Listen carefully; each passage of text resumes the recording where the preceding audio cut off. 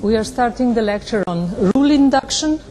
That covers chapter 7 of the Intelligent Data Analysis book, and more or less my lecture follows what is written in the chapter. Rule induction is typically used for predictive or classification purposes. So we want to induce a set of rules out of the data. However, recently rule induction became popular also in the so-called descriptive induction framework. So I will try to make a distinction between the two inductive frameworks, and then I will give details on how to induce rules automatically from the data. I will also introduce some heuristics which are used in rule construction, and also a very simple way of how to evaluating the quality of rules which have been induced. But there will be a separate lecture on rule evaluation and model evaluation later in the course of ACAI. So the most of my talk will be devoted to the classification rule induction, but a part of the talk will be also devoted to descriptive rule induction. And finally, if time allows, I will go just a little bit into the relational data mining framework. It's not in your transparencies, it's in the book, and probably there will be no time for that. But if there is a bit of time for that, I will switch into relational data mining or inductive logic programming as well. For that, again, you will have a separate lecture on the relational data mining. That will be given by Sasha Jarowski later in the course. I mentioned evaluation and rule quality evaluation.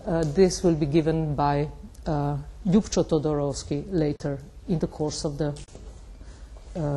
summer school. So I'm starting with making a distinction between predictive and descriptive data mining. What is the main distinction?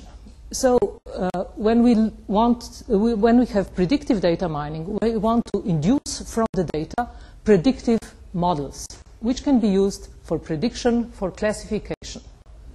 In descriptive data mining, we have data, and we want to find some interesting regularities in the data. The same is true, of course, in predictive data mining. We want to find interesting regularities. However, in predictive data mining, we do want to have a model which will enable us to classify new instances into a particular class. Like, for instance, in medical diagnosis, suppose we have patients. These patients have certain diagnoses, so these diagnoses would represent different classes.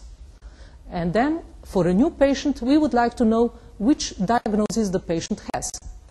So that would be a form of predictive data mining task. A new person comes, we have a model which has been induced from the data, we use that model, and then we assign a diagnosis to a new patient for which we did not know the diagnosis. But the data consists of training examples or instances for which we knew the class assignment, for which we knew the diagnosis. So we are learning from labeled data, which means that every data has a label, meaning a class assignment. Like, for instance, in medicine, we know the diagnosis of each patient which is in the database, and we induce a model, like a set of rules. Then we use this set of rules for classification, prediction. So that is the predictive data mining framework. So what types of models can be induced? You can induce sets of rules, you can induce decision trees, or some other types of models. When the classification variable is discrete, like in medical diagnosis, you have different diagnoses which represent different discrete classes. Then you typically use learning of rules, learning of decision trees, and so on. On the other hand, when the class variable is a continuous variable, then you typically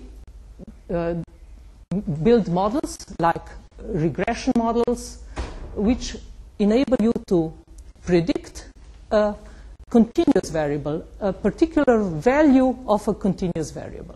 Again, you have data with class assignment, but now this value of the class is a continuous value. It is not a discrete value. And then you, for instance, learn a regression model in order to be able to classify, or better to say, in order to predict a value for a new instance for which you don't know the value. And in relational data mining, the type of input data is different. So in standard data mining, the input data is in the form of a single table. You have instances, like a particular patient is one row in a table.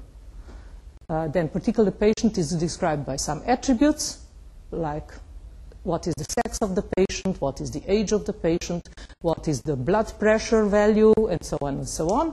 And then you have a class assignment, like the diagnosis which the patient has. In relational data mining, data is typically not in a single table, but it is either in multiple tables, like in a relational database, or it is in the form of relational facts or rules, like in Prolog. If you are familiar with Prolog, it's not just the facts, but there can be also some logical rules in the database. Okay, so with this I have described a little bit the predictive data mining framework, and in the simplest case you don't have just, you have this class assignment consists of just two classes. Let's say class plus and class minus. For instance, you want to distinguish between patients which are healthy and which have a certain disease, for instance, a certain cancer. So let's say the cancer patients would be the positives, the healthy patients would be the negatives, and your task is now to distinguish between the ill patients and the healthy patients.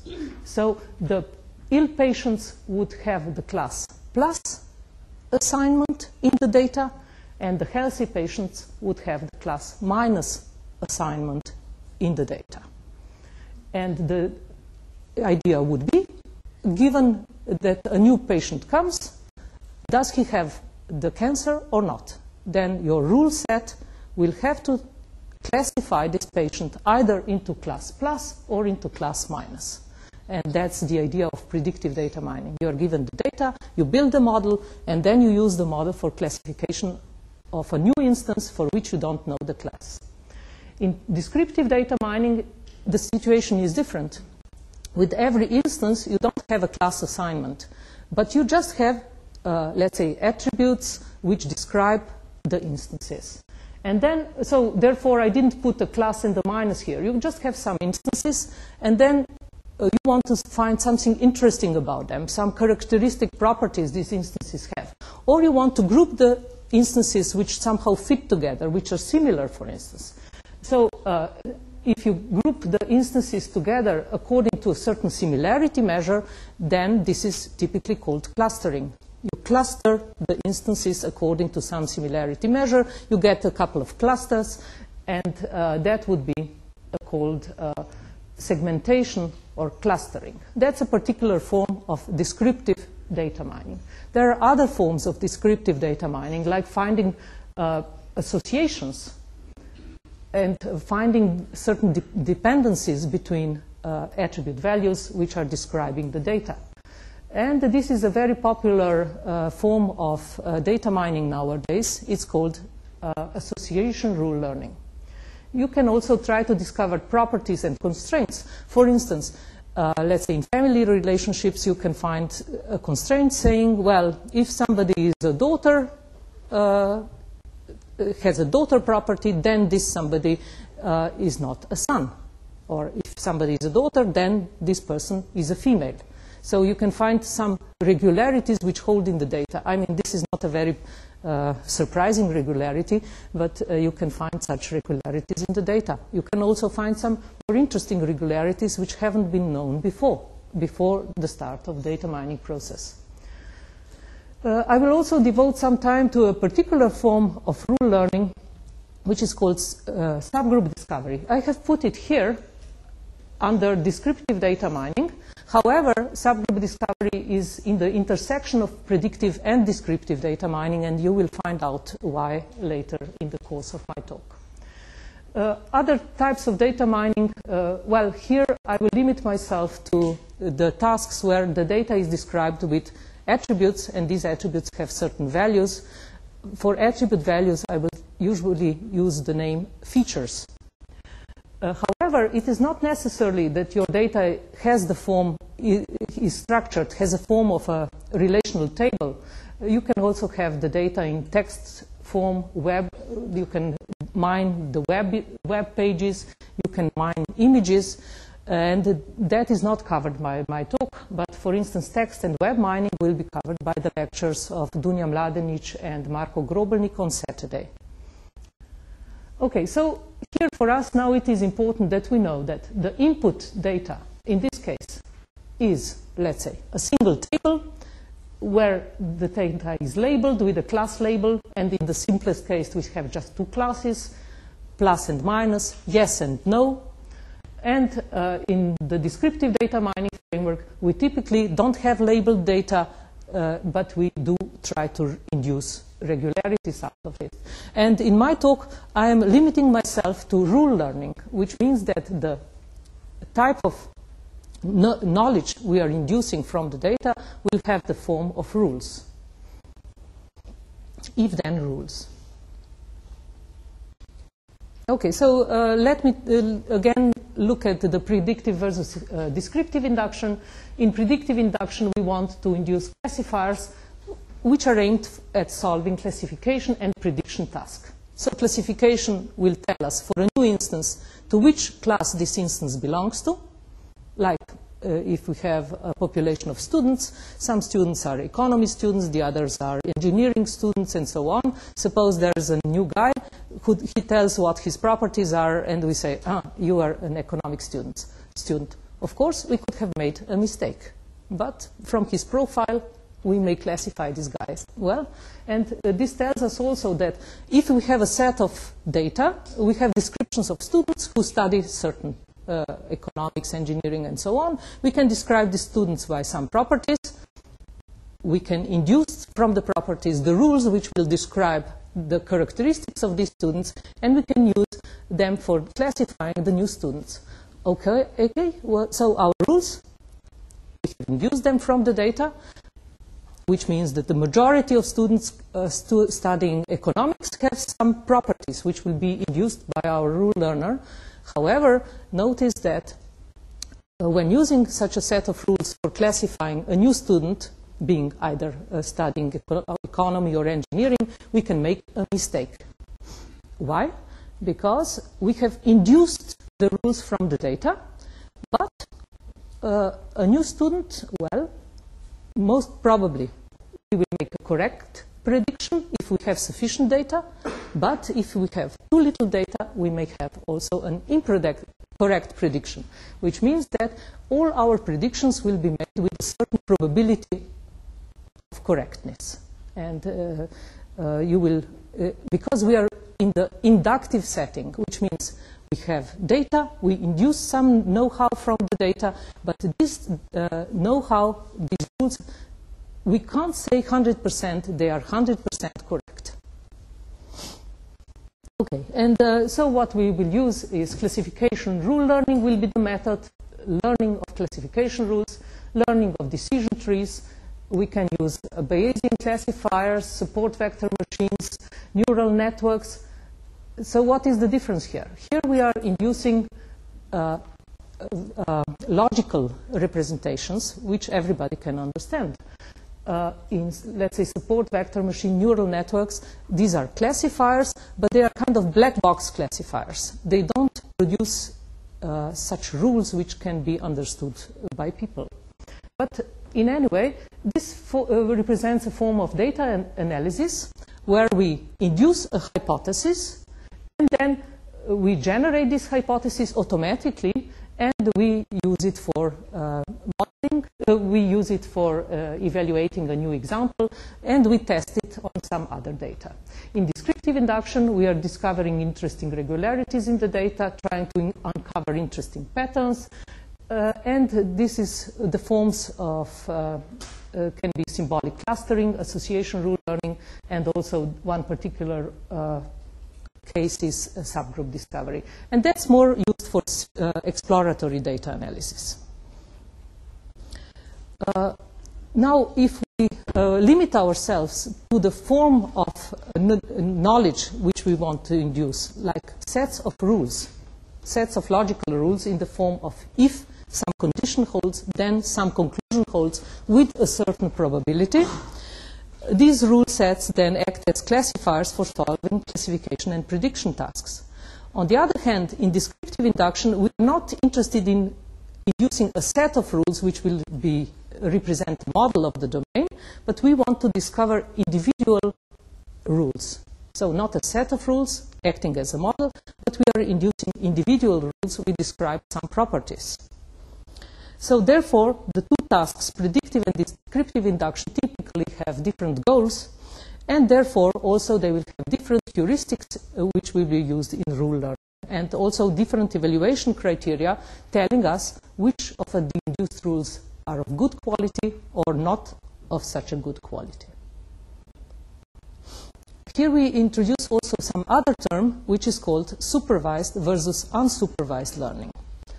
Supervised means that you have a teacher which labels the data by a class label. So some instances are labeled with class plus, meaning the positive examples, or the others are labeled with class minus, meaning the negative examples, if you have a binary classification task. You can have class labels of more than two classes. And you'll see in our examples, let's say in contact lens examples, we will have 3 different classes, which means each instance will be described labeled by one of the 3 possible classes. And that's the typical setting used in predictive induction. So your data is labeled. On the other hand, in unsupervised learning, your data is not labeled. So you don't have class assignment for each data item. And the rules are induced from unlabeled instances. And this is usually the case in descriptive induction. Now again, we have an exception, which is subgroup discovery. In subgroup discovery, we are inducing indeed individual rules, describing some regularities in the data, but these are the input are labeled training examples, and you will see more about that in the course of the lecture. Okay, so if we want to distinguish subgroups versus classifiers, in classifiers we have classification rules, we have sets of rules which form a domain model, whereas with subgroups we have individual rules describing a certain subgroup, and this subgroup description should have a significantly higher proportion of, let's say, positive examples compared to the negative examples. Whereas in classification rules, you would like to have classification rules, let's say, very describing positive examples only, if you are interested in the description, in the model of the positive examples. And we will see that subgroup discovery can be viewed as a form of cost-sensitive classification. Okay, now I am switching to predictive rule induction, and I will just tell you a little bit more about what is the distinction between classification and estimation in the predictive induction framework, and then I will go to the real classification rule induction and the methods for doing that. So in predictive data mining, in the classification framework, as I said, data are objects characterized with some attributes, and these objects belong to different classes, and they get different discrete labels. And given are these objects, which are described by attribute values, the goal is to induce a model which will be able to predict the different classes for a new instance which we get. And we use decision tree learning, if-then rule learning for that task. So let's look at the example. This is the first example. We have one table. Each row represents one training example. I will occasionally use the term training examples or training instances or just instances. Each of the examples in the table is described by a certain by certain attributes.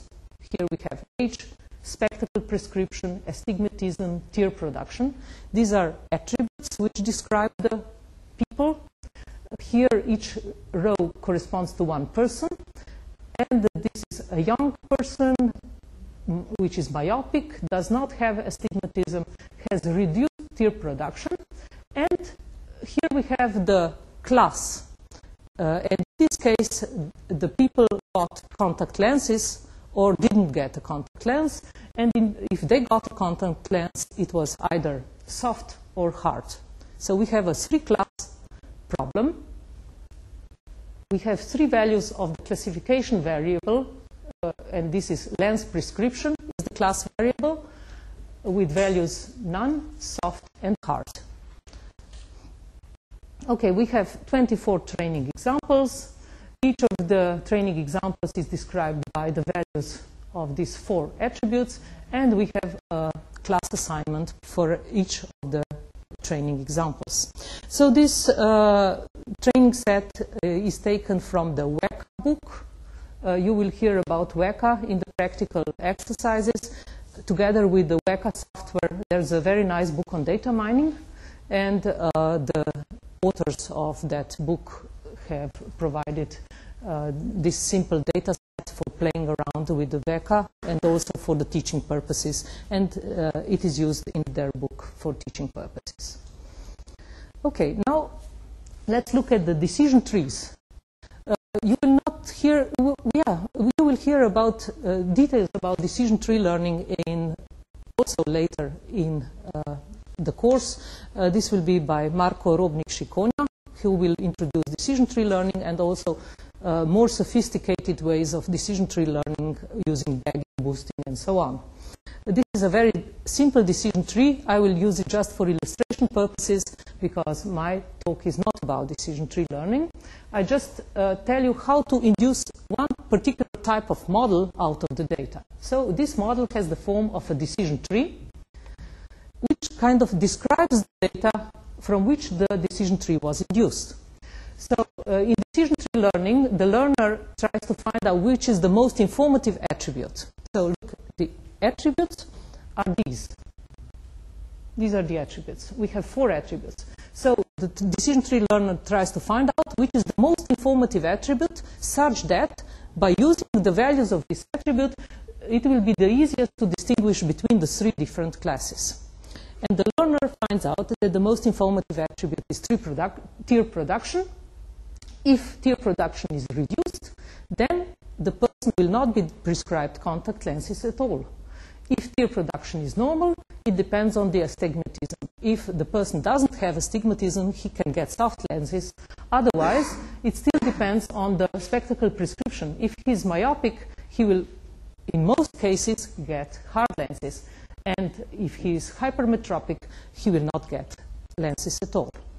Okay, so here it seems like it is a kind of hard prediction that as soon as it is true that, for instance, tear production is normal and astigmatism, the person doesn't have astigmatism, you automatically should prescribe soft lenses. This is a simplified case. It may be the case that, let's say, 90% of people in the table got soft lenses, but 10% did not. But here, for simplicity, we don't show here this probability distribution between positives and negative examples covered by this rule. Tear production, normal, astigmatism, no. We just will say, well, if the person comes, then do prescribe soft lenses to this person. So it is a simplification. It looks like the predictions are hard predictions, but typically they are soft predictions. They are kind of probabilistic predictions. Take another example. We have data about people who were purchasing goods in a shop. We have a male of age 30 with quite a certain income. He spent so much in the last year, and, well, we can label him as a big spender. We can label some others as not big spenders because they didn't spend much in the shop. So here what I want to show you that we can label these instances into discrete classes, big spender, yes and no, but we can also use this variable, which is a continuous variable, as the one which we use for prediction. So if we use the discrete variable, we again, for instance, can induce decision trees. We can also induce sets of rules, like if the gender is female and the age is above 49, it is a big spender. If it is the person is younger, it is not a big spender. If the male person is male, not a big spender. Well, again, this is a probabilistic prediction. However, suppose we don't have such discrete class, but we want to predict how much a person will actually spend in the shop, then this is a different type of task, and we use regression trees for solving such a task. In this case, we predict the value of how much a person will spend in the shop, but then, of course, this is we just say, well, the person will spend so and so much, but obviously there is also a certain deviation which we should take into account. So this is a this is a regression tree for predicting algal biomass in a certain lake. So this is a more realistic case. We predict a certain value, but we know that there is a certain standard deviation around this value, and that would be like a regression tree model. Okay, and now we switch to classification rule induction. We will present the representation of rules, like what is the form of rules, what is the form of sets of rules, and we will also describe two approaches to rule learning. One being first learn a decision tree and then convert it to rules, and the other approach being directly learning a set of rules from the data. So let's take another example. This is an example taken from a well-known book of Tom Mitchell on machine learning. His example predicts whether people will go playing tennis or not based on weather conditions. The weather conditions are described by 4 attributes: outlook, temperature, humidity, and wind. If it is sunny and hot and high humidity and weak wind, a certain person didn't go playing tennis. But when it was overcast, hot, high humidity, weak wind, another person went playing tennis. Now we would like to induce rules which will tell us whether the weather conditions are such that it pays off to go play tennis. What is the form of rules? The form of rules are if-then rules. If some conditions hold, then we predict the particular class. Sometimes we turn this description around. We say, if conditions hold, then class assignment. And then sometimes we use such notation. If conditions, then class. So, for instance, from the data, from the table on weather conditions and playing tennis, yes or no, we could say, well, if outlook is sunny and humidity is normal, then play tennis. If outlook is overcast, then play tennis. If outlook is rain and wind is weak, then play tennis.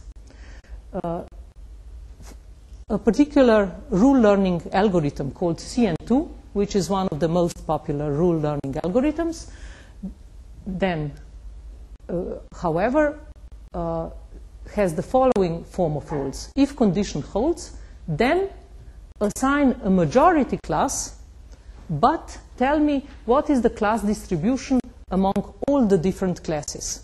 So, as I said, rules are used in order to probabilistically assign a class label to a new instance, which will be classified. So, if the condition holds, the majority of instances from which the rule was induced belong to that particular class, like playing here, the majority class, I believe, was playing tennis, yes.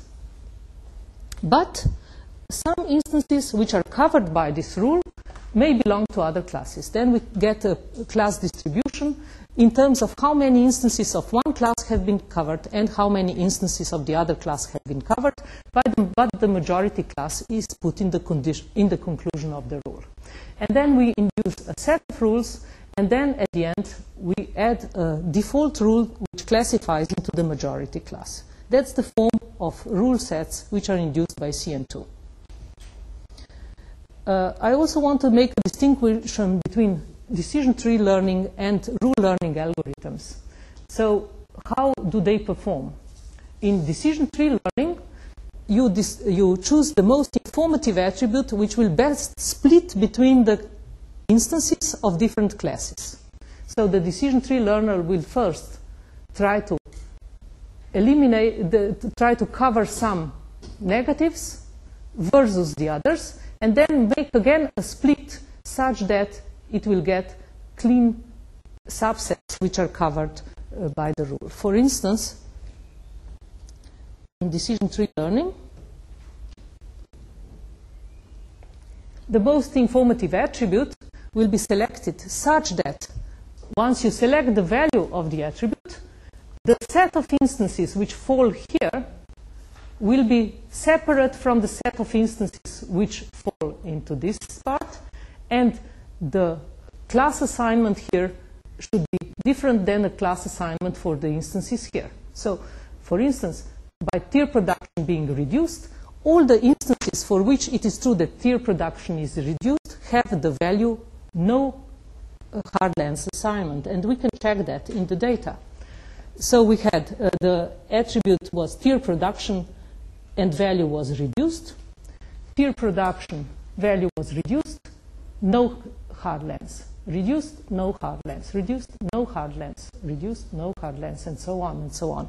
So obviously, tier production is a very good attribute which separates between the instances of different classes. For instance, for the value reduced, all the instances were such that the class label is none. So this is a perfect attribute to kind of characterize the class none if the value is reduced.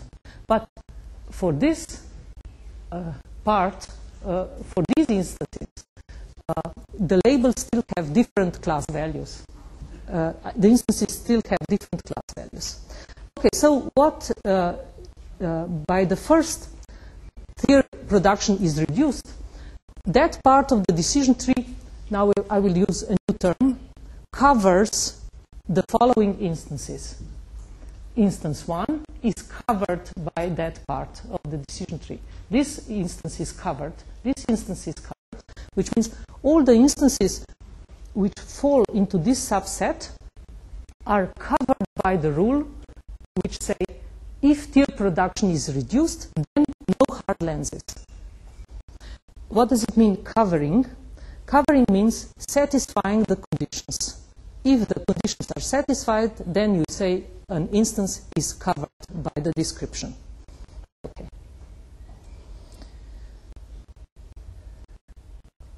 So, in rule learning, in decision tree learning, you were selecting the most informative attribute such that it will split the best between the classes. So, suppose you have first split according to a certain attribute, like this, and then according to the next attribute, you have already succeeded to split the set of instances into two subsets, and in one subset it will be just the positives, and the other subset there will be just the negatives. And that's the ideal case.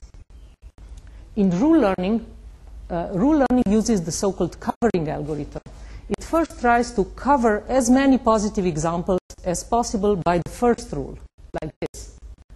But then the remaining instances still are labeled with plus and minus, and then you try to cover as many positives again. And that's how you go. You try to cover as many positive examples as possible by the first rule, then you induce another rule which covers as many positives again, and so on and so on. And that's the distinction between the splitting approach and the covering approaches. And in decision tree, you will find out some very famous attributes for decision tree learning, like ID3 from more than 30 years ago, C4.5, J4.48, which is an implementation of C4.5 in the WCA tool, and so on. And in the covering approaches, we will specifically concentrate on CN2, which is one of the well-known rule learners.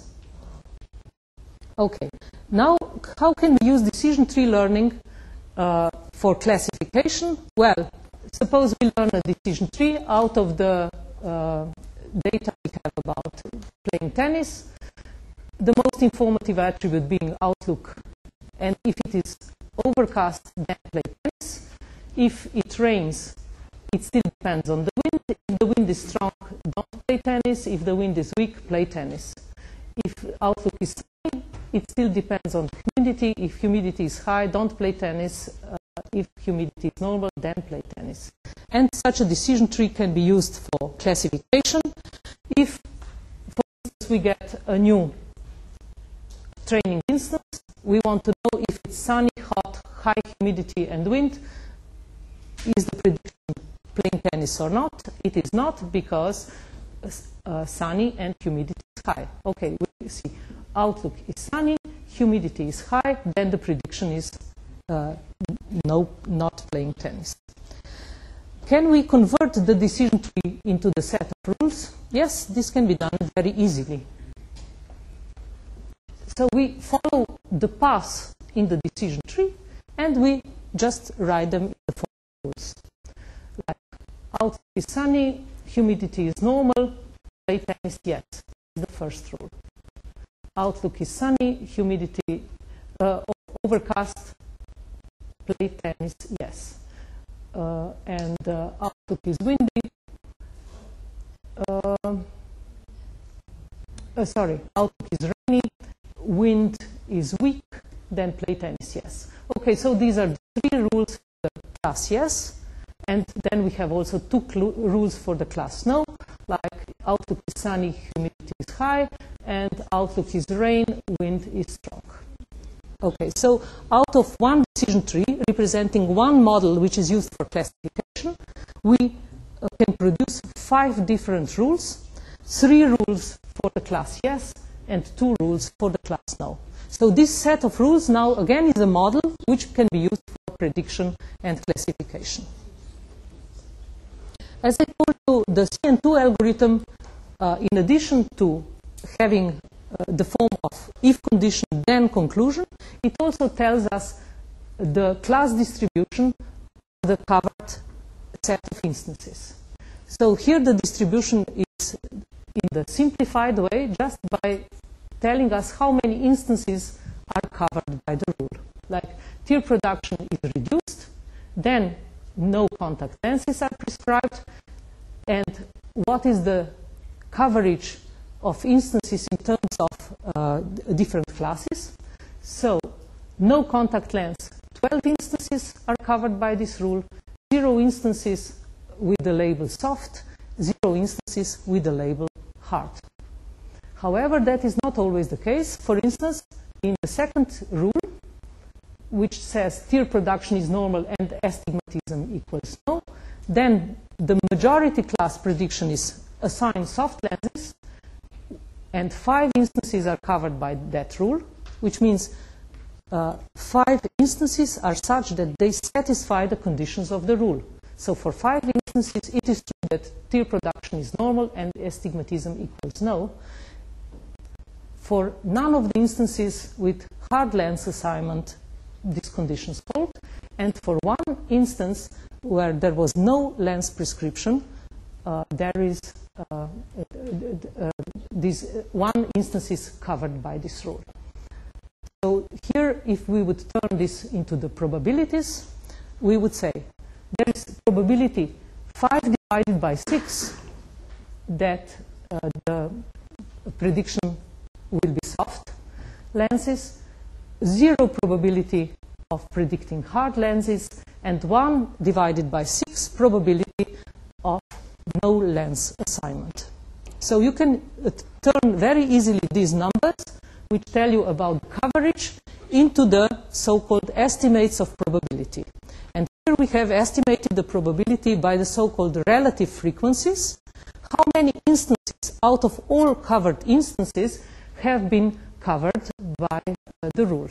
So 5 out of 6 covered instances were assigning soft lenses, 0 out of 6 instances assigning hard lenses, and 1 out of 6 instances assigning no lenses. So you could also give a probability distribution here for the 3 different classes. CN2, however, typically just gives you the frequencies, not the relative frequencies. Okay, and this will be the set of rules induced from the table which were about contact lenses. And note that at the end you get a default rule which assigns class none to all the instances which couldn't be covered by any of the rules which were induced from the data.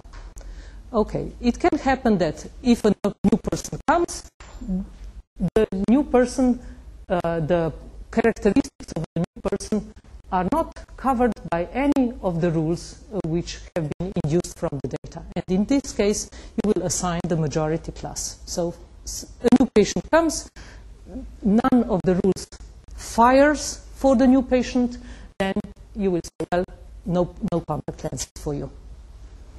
This is the model consisting of a set of rules, and this set of rules assigns one of the classes.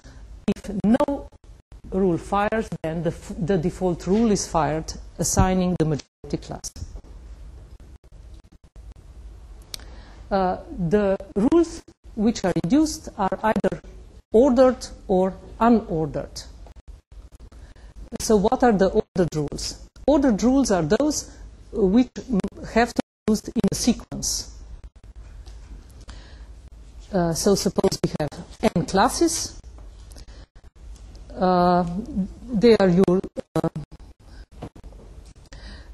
They are formed. It's an ordered sequence of classes in the sense that first we put all the rules about a particular class, then all the rules about the other class, then all the rules about the third class. But then when they are executed, they are not used in an order when classifying new instances. All the rules are tried, then we compute the coverage of training instances, and once the rules have been, then you compute the frequencies of the covered training instances, and you assign a class for the most covered set of instances. If no rule fires, then the default rule, which is the majority class in the training set, is used. Ordered set of rules is the execution depends on how the rules are listed. So you start with the first rule, you continue with the next rule, and so on and so on. And an ordered set of rules can be interpreted as a decision list.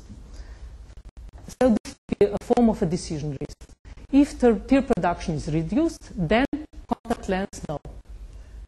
But if this rule doesn't fire for the new person who came to the doctor, which means if this is not true, that the tier production is reduced, which means if tier production is normal, then if astigmatism no, then contact lens is soft. If these two conditions don't hold, then if you have to take into account another condition. If spectacle prescription is myopic, then contact lens is hard. If none of these conditions holds, then you assign the majority class. So this is the so-called order set of rules, or if-then-else rules. They are executed in an order, starting with the first rule until the end. Whereas in the previous case, in an unordered set of rules, you would try to classify the instance according to all the rules. You would say, well, suppose for the new instance, this rule fires and no, these two can't fire at the same time. Okay. Suppose 2 of the rules fire at the same time. Then you count how many instances of class S, class H, class N have been covered by, let's say, the first rule, and let's say by the, well, I can't find here a good example when several rules fire for a particular instance. Then you would just compute how many instances have been covered of all the different classes, and you would assign the class for which the most instances were covered. So this would be the use of unordered rule sets, and this is the use of the ordered rule set when you start with the most, the first rule, and then continue in if then else order. Okay, in this if then else framework, it's a decision list framework. The class if conditions is learned first, which determines the conditions, and then a class is assigned. And it uses the ordered execution, starting with the first rule and then continuing with the next rules. So you induce a decision list consisting of a set of rules, and the default rules is assigned at the end. Okay, so how does the algorithm for learning rules work? As I said, it's a so-called covering algorithm, trying to first cover a set of instances of the class for which you want to learn, and then once a first rule has been used, you try to cover another set of instances. So suppose we have training examples belonging to several classes, and now for each class you do the following. Suppose we just have 2 classes, positive and negative. You divide the set of examples into the positives and negatives. Positives being the examples belonging to the class plus, negatives being the examples for the class minus. Initially the rule set is empty, and now you repeat the construction of a single rule. You learn one rule, covering some positive examples and none of the negatives, in the ideal case. You add this rule to the rule base, and then the step which is performed is that from the rule base, from the set of instances, you delete the positive examples which have been covered by these first induced rules, and then you repeat the procedure and learn another rule. Okay, so now suppose you have learned a rule which covers these positive examples.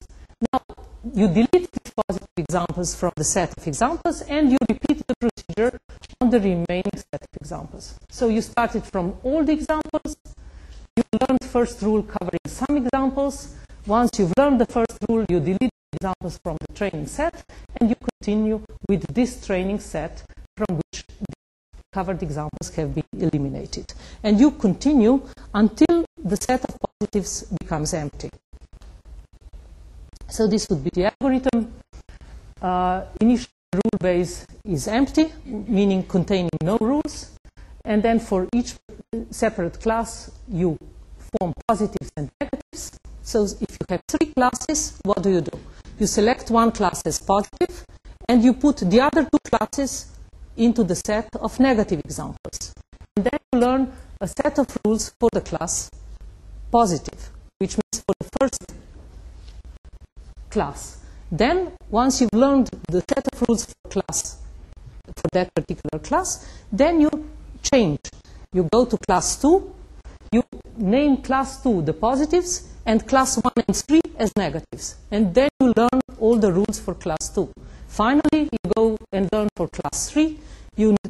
All the instances for class 3 are labeled plus. All the instances for class 1 and 2 are labeled minus. And you learn a set of rules for class 3. So this is repeated for all the 3 classes. And for each class when you learn, what do? You start with an empty set of rules. You learn one class. You learn one rule for the class. And until you were able to add conditions to the rule. So you start with the first condition in the rule.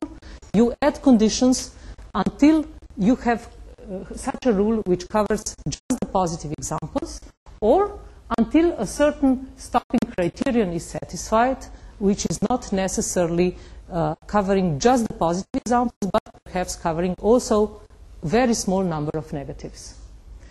You add the rule to the rule set, you delete from the set of positive examples all the positive examples covered by this particular rule, and then you stop. You stop when all the positive examples have been covered, or when a certain other performance criterion has been satisfied. And we will discuss the different performance criteria which can be used instead of in the situations where you cannot induce completely clean rules covering just instances of a particular class. Okay, how can we learn such rules? We can learn them by greedy search or by beam search. In greedy search, you are learning general to specific, in each step selecting the best condition to be added to the body of a rule. In beam search, you are maintaining a list of k best conditions to be put in the body of the rule, and then you specialize by the best of the conditions. So let us look at the example. So we have a set of training instances again, and that's how we learn, how we search for the best condition to be added in the body of a rule. Please note that this is not a decision tree. Don't make a mistake of confusing this with the decision tree which you have seen before. This just shows you how the search is done. How do we search for the best conditions to be added to the body of the rule? So in the conclusion part of the rule, we have hard lenses. Now we are learning rules for hard lenses. And we are now interested what condition to be put in the condition part of the rule. Initially, the condition part of the rule is empty. And if we have such a rule, whatever the condition is, assign hard lenses. In this case, we have the distribution of covered examples as follows. 15 examples of no lens assignment, 4 examples of hard lens assignment, 5 examples of soft lens assignment. That's exactly the distribution which is in the set of training examples. Now, if we will put, instead of an empty condition, a particular condition, the distribution will change. So how will it change? If astigmatism is no, then we get the distribution 5 soft, 0 hard, 7 no. Here, 0 soft, 4 hard, 8 no, if astigmatism is yes. If tear production is normal, 5 soft, 4 hard, 3 no. And what about here? If tear production is reduced, 0 soft, 0 hard, normal, 12. Well, that's a very good candidate to become a rule, obviously, because if we put tear production reduced, that's a very good rule to describe class hard.